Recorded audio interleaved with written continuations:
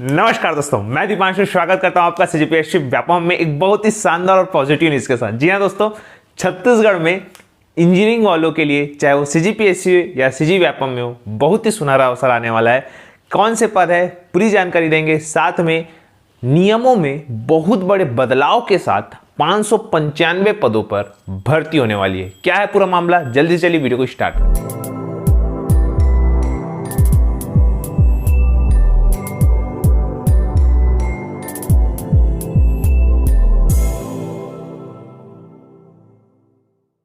बात करते हैं सबसे पहले, अगर हम इंजीनियरिंग वालों के लिए बात करें तो बहुत सारी वैकेंसियां आने वाली है, जैसे आप सभी को मालूम है, चाहे वो सीजीपीएससी में हो या सीजी व्यापम में हो, बहुत सारी वैकेंसियां आने वाली है। इस संबंध में तरह तरह के सवाल हमेशा पूछे जाते हैं, तो उसको आज मैं एकदम क्लियर कर दूंगा, सॉर्ट आउट कर दूंगा, ताकि आप एकदम फोकस होकर तैयारी करिए। सबसे पहले अगर मैं बात करूं तो वास्तव में अभी 28 अगस्त को आपका SCS 2021 है, उसके बाद इंजीनियरिंग वालों के पास कुछ भी नहीं है। उसके बाद क्या होगा आगे, तो देखिए व्यापम में है बहुत सारी भर्ती है जूनियर इंजीनियर को लेके। सबसे पहले अगर मैं बात करूं तो जूनियर इंजीनियर की वैकेंसी व्यापम में बहुत ही जल्द आपको देखने को मिलेगी। देखिएगा, इस विभाग में कंटिन्यू विभाग को प्रस्ताव मिल रहे हैं और ऐसे ऐसे विभागों के प्रस्ताव मिल रहे हैं कि आप लोगों ने कभी उस विभाग में भर्ती जो है वो नहीं सुनी होगी।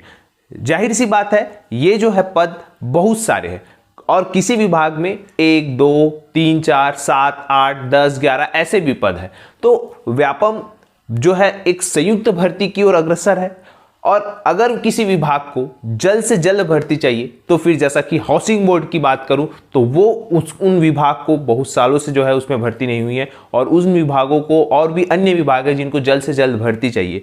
तो इसका फिलहाल अंतिम निर्णय किसको लेना है, व्यापम को लेना है। और इसी के साथ साथ सीजीपीएससी में भी बहुत सारी वैकेंसियां आपका इंतजार कर रही है।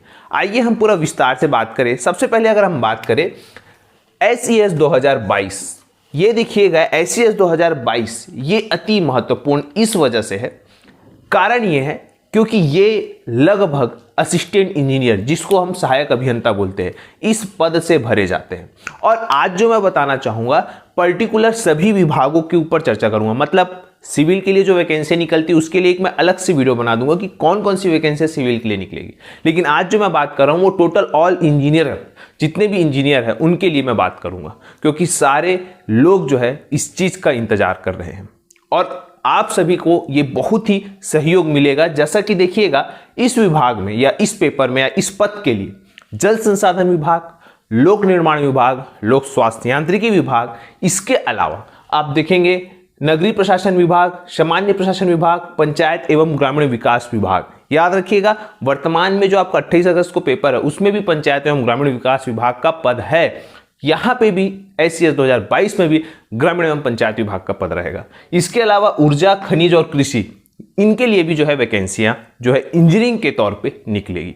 मतलब आप देख सकते हैं इन सब के लिए, चाहे वो इलेक्ट्रिकल वाले हो, मैकेनिकल वाले हो, सिविल वाले हो, एग्रीकल्चर वाले हो, माइनिंग वाले हो, या आपके जो इंफॉर्मेशन टेक्नोलॉजी है वो वाले हो, वहां पे भी जो आपको जो है वैकेंसी है, आप लोगों के लिए वैकेंसी SCS 2022 का एक बड़ा प्रारूप जो है वो तैयार किया जा रहा है। साथ में कंटिन्यू और भी 2-3 विभाग के जो प्रस्ताव है आए हुए हैं सीजीपीएससी के पास, तो आप लोग जमकर तैयारी करिए। यहां पे अगर हम बात करें इसकी सैलरी की, तो देखिए आपकी स्क्रीन पे यहां पे शो हो रहा है सैलरी।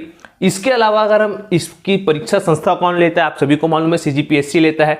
आयु सीमा देखिएगा, चूंकि ये सीजीपीएससी लेता है इस वजह से यहाँ पे छत्तीसगढ़ के बाहर के कैंडिडेट भी अप्लाई कर सकते हैं।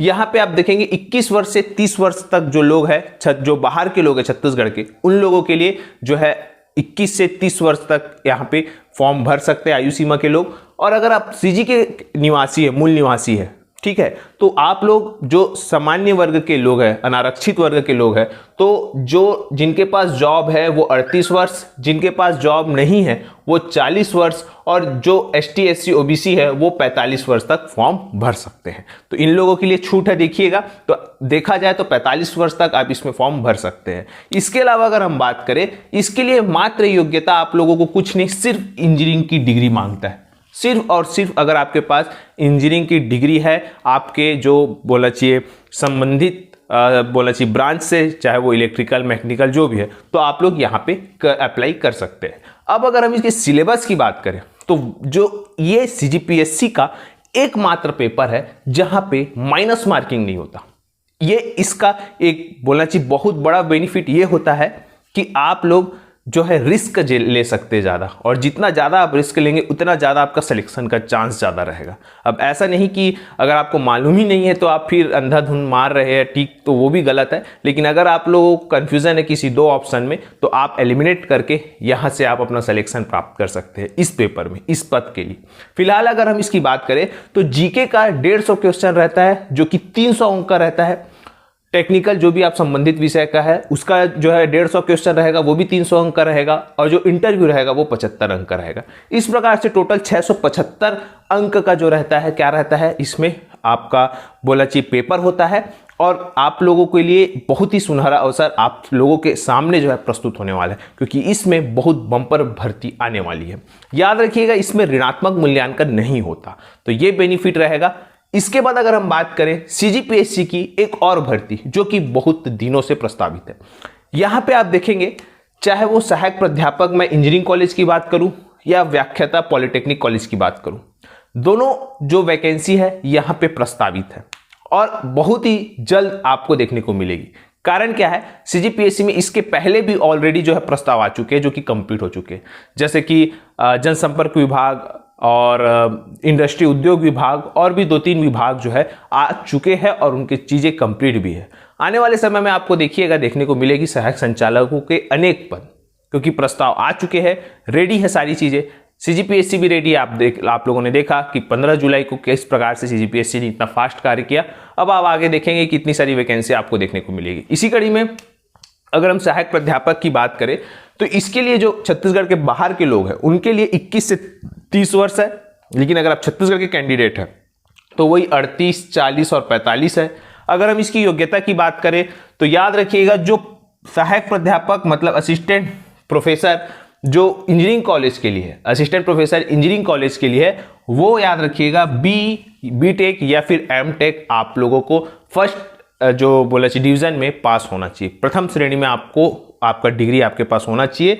याद रखिएगा B और MTech मांगेगा अगर इंजीनियरिंग कॉलेजों के लिए मंगा, लेकिन पॉलिटेक्निक कॉलेज के लिए अगर मंगा तो याद रखिएगा सिर्फ और सिर्फ B मांगेगा। अगर आप पॉलिटेक्निक कॉलेज में जो व्याख्याता यहाँ पे पद रहता है उसके लिए अगर निकला तो ये जो है B मांगेगा। और याद रखिएगा इसके लिए भी जो सिलेबस रहता है उसमें छत्तीसगढ़ का जो जीके रहेगा वो 50 अंक का प्रश्न रहेंगे और 100 अंक का रहेगा, और टेक्निकल 100 प्रश्न रहेंगे, 200 अंक का रहेगा, और इंटरव्यू 30 नंबर का रहेगा। इस प्रकार से 330 अंक का जो है आपका पूरा जो रहेगा जो आपका सिलेबस है। इसके अलावा देखिएगा यहाँ पे माइनिंग वाले भी आएंगे, सिविल वाले भी आएंगे, मतलब कॉलेज में जितने ब्रांच रहती है उतने पूरे ब्रांच की वैकेंसियां यहाँ पे आएगी, चाहे वो इंफॉर्मेशन टेक्नोलॉजी हो या आप सभी के लिए जो कंप्यूटर साइंस की वैकेंसियां हो, तो यहाँ पे आपको देखने को मिलेगी। तो इंजीनियरिंग वालों के लिए कहीं ना कहीं हर ब्रांच वालों को मौका दिया जा रहा है CGPSC और CG व्यापम की ओर से। याद रखिएगा इसके अलावा जूनियर इंजीनियर की भी वैकेंसी है CG व्यापम में।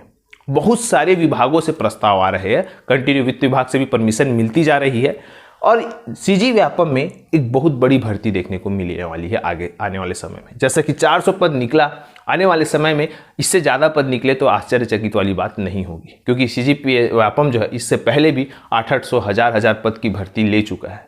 तो आप लोग रेडी रहिएगा। CG व्यापम में अगर हम जूनियर इंजीनियर की बात करें तो बहुत सारे विभाग मैंने आपको कई बार बता चुका है, बार बार उसी बातों को रिपीट नहीं करूंगा। इसके लिए क्या मांगेगा, B और 3 वर्ष का डिप्लोमा मांगता है।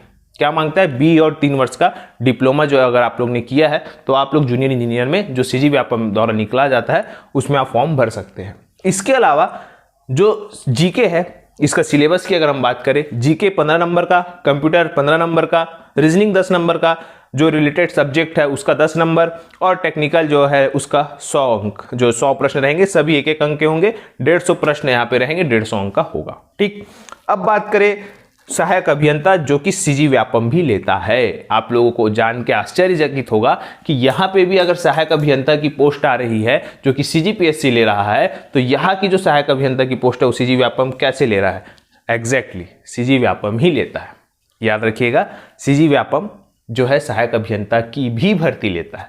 ठीक, अब ये कौन से सहायक अभियंता होते हैं? जैसे कि किसी किसी मंडल में, जैसा कि पर्यावरण संरक्षण मंडल हो गया, इसके अलावा जो हाउसिंग बोर्ड हो गया, इसके अलावा आप देखेंगे बहुत सारे जो विभाग है, जो मंडल है, जैसे कि और भी बहुत सारे मंडल है हमारे छत्तीसगढ़ में, जो विभाग है वहाँ पे जो है सहायक अभियंता की जो पद रहते हैं वो सीजी व्यापम के से भरे जाते हैं।